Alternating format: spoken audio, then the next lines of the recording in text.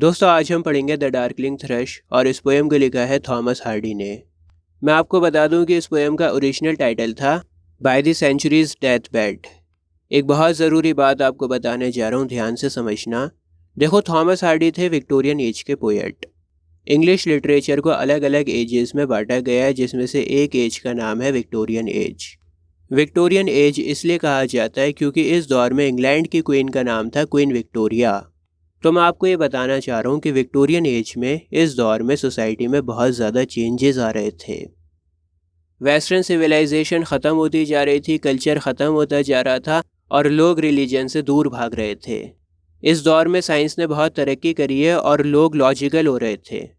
Charles Darwin ने theory of evolution दी थी, जिसमें उन्होंने समझाया था कि इंसान को गॉड ने नहीं बनाया है, इंसान तो पहले बंदर था, बंदर से धीरे धीरे इंसान बना है। इस तरह की चीज़ों ने वेस्ट के लोगों को रिलीजन से दूर कर दिया, स्पिरिचुअलिटी से दूर कर दिया। इसके अलावा बड़ी बड़ी मशीन्स लग रही थी, इंडस्ट्रीज़ लग रही थी, लोग मटीरियलिस्टिक हो रहे थे। लोग छोटे छोटे शहरों को, गाँव को छोड़कर बड़े बड़े शहरों में शिफ्ट हो रहे थे। कहने का मतलब यह है कि सोसाइटी बड़ी एडवांस हो रही थी और रिलीजन कहीं पीछे छूट गया था। अब थॉमस हार्डी अपनी आंखों के सामने वेस्टर्न सिविलाइजेशन को बर्बाद होता देख रहे थे और उस दर्द को, उस तबाही को इन्होंने इस पोएम में डार्कलिंग थ्रश में बयां किया है। डार्कलिंग का मतलब होता है अंधकार, अंधेरा, और थ्रश एक छोटी सी चिड़िया होती है, बड़ी प्यारी चिड़िया होती है। इसकी आवाज़ बड़ी मधुर होती है। देखो, आपकी स्क्रीन के ऊपर आ रही है, इस चिड़िया का नाम होता है थ्रश। इसकी आवाज़ आप यूट्यूब के ऊपर सुनना, बड़ा मज़ा आएगा आपको सुन के। मैं सुनाता आपको, लेकिन कॉपीराइट का मसला है।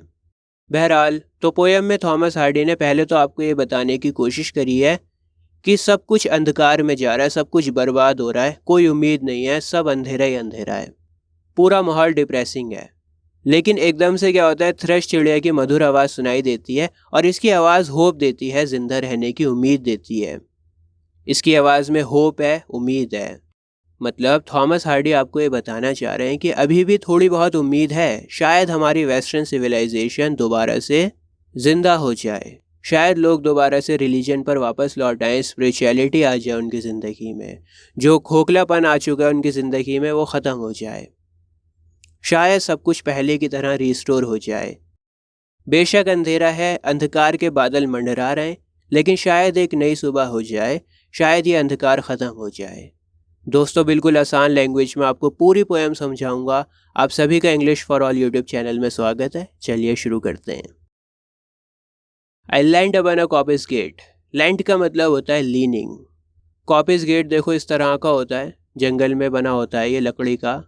और आप देख रहे हो अपनी स्क्रीन के ऊपर चारों तरफ बर्फ़ ही बर्फ़ है। बहुत ही सर्द मौसम है, सूरज का कोई नामो निशान नहीं है। बिल्कुल इसी तरह के मौसम की बात हो रही है पोएम में। सूरज नहीं निकला हुआ तो अंधकार तो हो गई, बड़ा बुरा मौसम है। और इस लाइन का मतलब ये है कि मैं कॉपिस गेट यानी लकड़ी के दरवाजे पर सहारा लगाकर खड़ा हुआ हूँ। लैंड का मतलब होता है थोड़ा सा झुक के सहारा लगा के खड़ा होना। When frost was spectre grey. Spectre grey का मतलब है घोस्ट, भूत, आत्मा। दोस्तों, इस लाइन में बताना चाह रहे हैं पोएट कि मौसम बहुत ही ख़तरनाक है, बहुत ही डरावना है। अंधेरा छाया हुआ है, सर्द मौसम है और इतनी ठंड से, इतनी डार्कनेस से माहौल बहुत ही डरावना हो गया था। And winters drags made desolate the weakening I of day. I of day का मतलब है सूरज। तो कहते हैं कि इस ख़राब मौसम ने, इस ठंडे मौसम ने सूरज को अपनी चपेट में ले लिया है। कहने का मतलब ये है कि बड़ा ही डिप्रेसिंग एटमॉस्फेयर है, चारों तरफ बर्फ़ ही बर्फ़ है, सूरज छुप चुका है तो दिन बड़ा डल हो गया है। The tangled bine stems scored the sky like strings of broken lyres. पेड़ पौधों की टहनियाँ भी उलझ गई हैं और ऐसे उलझी हुई हैं जैसे मानो म्यूज़िक इंस्ट्रूमेंट के तार टूटकर उलझ गए हों। लायर एक म्यूज़िकल इंस्ट्रूमेंट को कहते हैं, कुछ इस तरह का होता है। तो कहते हैं कि इस इंस्ट्रूमेंट की तारें टूटकर उलझ गई हों, ऐसा लग रहा है इन पेड़ पौधों को देखकर। इनकी टहनियाँ उलझ चुकी हैं और ये पेड़ ऊपर से ऐसे दिखते हैं जैसे मानो लायर इंस्ट्रूमेंट की तार टूट गई हो। मतलब हरियाली में कोई भी खूबसूरती नहीं है, बिल्कुल घास फूस जैसा लग रहा है, बिल्कुल अनअट्रैक्टिव है हरियाली। सब कुछ एकदम बेकार हो गया है। आगे बढ़ने से पहले मैं आपको बता दूं, देखो इंडिया में क्या होता है, विंटर्स को बहुत अच्छा मौसम माना जाता है क्योंकि यहाँ पर ना इतनी ठंड नहीं पड़ती है। लेकिन वेस्टर्न कंट्रीज़ में विंटर सीज़न को बहुत बुरा माना जाता है।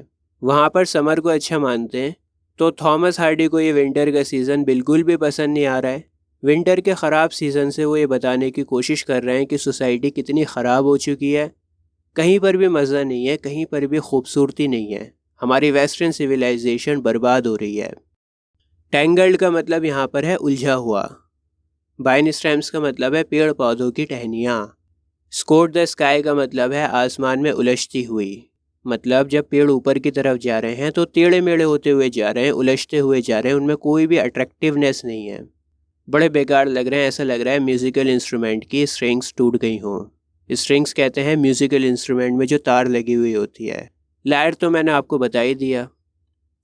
And all mankind that haunted nigh had sought their हाउस होल्ड फायर्स। इन लाइन्स का मतलब है कि आसपास का कोई भी इंसान नज़र नहीं आ रहा है, सब लोग अपने घरों में कैद होकर आग को सेक रहे हैं।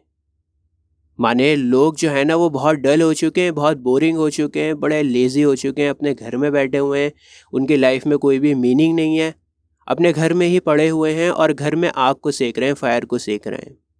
बड़ा ही डिप्रेसिंग माहौल है, बिल्कुल बेजान होकर घरों में कैद हैं लोग। लोगों में एक्साइटमेंट ही ख़त्म हो गई है, कोई मीनिंग ही नहीं है उनकी ज़िंदगी में।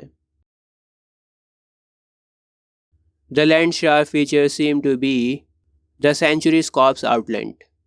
दोस्तों मैं आपको बताना चाहता हूँ कि ये पोएम 19वीं सेंचुरी के लास्ट में लिखी गई थी। 19वीं सेंचुरी ख़त्म होने ही वाली थी, तो यहाँ पर सेंचुरी कॉप्स का मतलब है कि 19वीं सेंचुरी ख़त्म हो गई है। कॉप्स डेड बॉडी को कहते हैं, तो यहाँ पर इसका मतलब है 19वीं सेंचुरी की लाश, माने 19वीं सेंचुरी ख़त्म हो गई है। इन लाइंस का मतलब ये है कि ये चट्टानें ऐसे लग रही हैं जैसे मानो ये सेंचुरी की लाश हों। लैंड शार्प का मतलब यहाँ पर है चट्टानों से, ये चट्टानें ऐसे लगती हैं जैसे ये 19वीं सेंचुरी की लाश हों। His crypt the cloudy canopy the wind his death lament. और ये बादल ऐसे लग रहे हैं जैसे 19वीं सेंचुरी की कब्र हों, और ये हवाएं ऐसे चल रही हैं जैसे मानो ये मौत के गाना गा रही हों। देखो मौसम मैंने आपको बताया बड़ा ख़राब है, तो इन लाइंस में बताना चाह रहे हैं कि ये बादल, ये हवाएं, ये चट्टानें, ये हरियाली, जो कुछ भी मैं देख पा रहा हूँ ना, ये सब दुखी हैं। और दुखी इसलिए हैं क्योंकि 19वीं सेंचुरी ख़त्म हो रही है। दुखी इसलिए हैं क्योंकि हमारा कल्चर, हमारी वेस्टर्न सिविलाइजेशन ख़त्म हो रही है, बर्बाद हो रही है। The ancient pulse of germ and birth was shrunken hard and dry. और बरसों से चली आ रही फर्टिलिटी ख़त्म होने को है, रिप्रोडक्शन ख़त्म हो गया है, ग्रोथ ख़त्म हो गई है। देखो होता क्या है, जो नई जनरेशन होती है ना, हमेशा वो पिछली वाली जनरेशन से ज़्यादा एडवांस होती है, ज़्यादा स्मार्ट होती है, ज़्यादा बढ़िया होती है। जैसे हम कहते हैं ना कि यार आजकल के बच्चे तो बड़े एडवांस हो रहे हैं, 2 मिनट में कुछ भी सॉल्व कर देते हैं, मोबाइल इतना बढ़िया चलाते हैं, ये करते हैं वो करते हैं। तो ये ह्यूमंस की ग्रोथ है, धीरे धीरे सोसाइटी एडवांस होती जाती है। आज से 100 साल बाद जो बच्चे पैदा होंगे वो और भी ज़्यादा एडवांस होंगे। लेकिन इन लाइंस का मतलब ये है कि जो बरसों से चली आ रही ग्रोथ है ना, ये अब ख़त्म होने को है। अब जो नई जनरेशन आ रही है ये बढ़िया नहीं है। पोएट को ऐसा लगता है कि आने वाला टाइम बहुत ख़राब है, बहुत बेकार है, बहुत ही डिप्रेसिंग है। बात आ रही है समझ में? देखो ह्यूमन जो होता है वो उसका नेचर होता है ग्रो करने का। बहुत पहले जो इंसान था जंगलों में रहता था, आदिवासी रहता था, अब आदिवासी से होते होते देखो कितना ज़्यादा चेंजेस आए। तो सोसाइटी एडवांस होती रहती है धीरे धीरे, नई जनरेशन आती है वो पिछली वाली जनरेशन से बढ़िया होती है। लेकिन पोएट को ऐसा लगता है कि हमारी ग्रोथ रुक चुकी है, नई वाली जनरेशन बेकार है और टाइम बड़ा ख़राब आ रहा है, डिप्रेसिंग टाइम आ रहा है। And every spirit upon earth seemed fervourless as I. और पोएट को ऐसा लगता है कि जितना भी दुखी हूँ ना, मैं परेशान हूँ, डिप्रेस्ड हूँ, होपलेस हूँ, उतना ही परेशान सभी लोग हैं। सभी लोग मेरी ही तरह परेशान है, डिप्रेस्ड हैं, होपलेस हैं, मैं अकेला नहीं हूँ, सभी लोग परेशान हैं भैया। At once a voice arose among the bleak twigs overhead, in a full-hearted even song of joy illimited. और तभी इतने बेजान, इतने डिप्रेसिंग मौसम में मुझे एक आवाज़ सुनाई देती है। अचानक से ऊपर सुनसान टहनियों से आवाज़ आती है, और वो आवाज़, वो गाना बहुत ही मधुर था। उस गाने में खुशी है, जॉय है। दोस्तों यहाँ पर बात हो रही है थ्रश बर्ड की आवाज़ की। थ्रश बर्ड की आवाज़ बहुत ही प्यारी है। और मैं आपको बताऊं कि पोएम ना यहाँ पर एक नया मोड़ लेगी। पोएम के 2 पार्ट्स हैं। पहला वाला जो पार्ट है जो मैंने अभी तक आपको एक्सप्लेन किया है, उसमें बड़ा डिप्रेसिंग माहौल है, बड़ा ही ख़राब मौसम है, सब कुछ ख़राब है। लेकिन सेकंड पार्ट में पोएट ने एक उम्मीद की किरण को जगाया है, एक रोशनी को दिखाया है कि शायद हालात सुधर सकते हैं, शायद हालात बेहतर हो सकते हैं। An aged thrush, frail, gaunt and small, और वो एक बूढ़ा, नाजुक, पतला और छोटा थ्रश बर्ड था। इन ब्लास बिरफिल्ड प्लूम, हालांकि तेज़ हवाओं ने उसके परों को ख़राब कर दिया था। चिड़िया की कंडीशन को बता रहे हैं कि वो बहुत ही कमज़ोर है, बूढ़ा हो चुका है और तेज़ हवाओं ने उसके परों को ख़राब कर दिया है। बहुत बेकार कंडीशन है उसकी इस time. Had chosen this to fling his soul upon the growing gloom, लेकिन इस सब के बावजूद भी वो बड़ी मौज से गाना गा रहा है। बूढ़ा है, कमज़ोर है, पंख ख़राब हो चुके हैं, मौसम इतना ख़राब है, सब जगह डिप्रेसिंग एनवायरनमेंट है, लेकिन इन सब के बावजूद भी वो छोटा सा परिंदा अपनी रूह से गाना गा रहा है, बड़ी मौज से गाना गा रहा है और बहुत खुश है। So little cause for carolings, of such a static sound was written on terrestrial things afar or nigh around. Poet कहते हैं कि मुझे तो कोई भी ऐसी वजह नहीं दिखाई दी जिसकी वजह से वो चिड़िया इतना खुश हो। सब कुछ तो बेकार है, सब कुछ तो डिप्रेसिंग था, सभी जगह तो उदासी छाई हुई थी, लेकिन फिर भी पता नहीं वो चिड़िया इतना खुश कैसे था। इस खुशी की कोई भी वजह नहीं है। मतलब बताना चाह रहे हैं कि इस पक्षी को खुश रहने के लिए, गाना गाने के लिए कोई भी वजह की ज़रूरत नहीं है।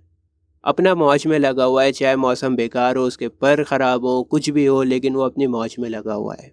उसके लिए ये मौसम मैटर नहीं करता है। ऐसा नहीं था कि अगर मौसम सही होगा, सब कुछ बढ़िया होगा, तभी मैं गाना गाऊंगा, तभी मैं खुश होऊंगा। वो तो अपनी ही धुन में गाना गाया जा रहा था। कैरलिंग्स का मतलब होता है गाने। That I could think there tremble through his happy good night air some blessed hope, whereof he knew and I was unaware. Poet कहते हैं कि भैया मुझे नहीं पता कि ये बर्ड इतना खुश क्यों है। शायद कोई ऐसी बात है, कोई ऐसा होप है, कोई ऐसी चीज़ है जो मुझे नहीं पता, लेकिन इस चिड़िया को पता है। शायद इस चिड़िया का जॉयफुल सॉन्ग कुछ सीक्रेट को लेकर आया है, होली होप को लेकर आया है। शायद इस चिड़िया को कुछ ऐसा पता है जो मुझे नहीं पता, मैं नहीं जानता उस बात को। क्योंकि देखो मौसम तो सेम है, चिड़िया के लिए भी वही मौसम है, वही सब डिप्रेसिंग माहौल है, और पोएट के लिए भी वही मौसम है, ख़राब सा, लेकिन दोनों का रिएक्शन बिल्कुल अलग अलग है। तो पोएट कहते हैं कि भाई मुझे नहीं पता कि ये बर्ड क्यों इतना ज़्यादा खुश है, कुछ ऐसा पता है इसको जो मुझे नहीं पता। ये कोई होप लेकर आया है अपने गाने के साथ में, कोई सीक्रेट लेकर आया है। उम्मीद है दोस्तों आपको ये पोएम समझ में आई होगी। अभी आपकी स्क्रीन के ऊपर एक प्लेलिस्ट आ रही है, इस प्लेलिस्ट पर क्लिक करके आपको ISC इंग्लिश के सारे चैप्टर्स मिलेंगे। बहुत ही आसान लैंग्वेज में मैं समझाता हूँ और कोशिश करूँगा कि आपके और भी सब्जेक्ट, हिस्ट्री, पॉल साइंस वगैरह को भी मैं कवर करूँ। आज के लिए बस इतना ही। जय हिंद।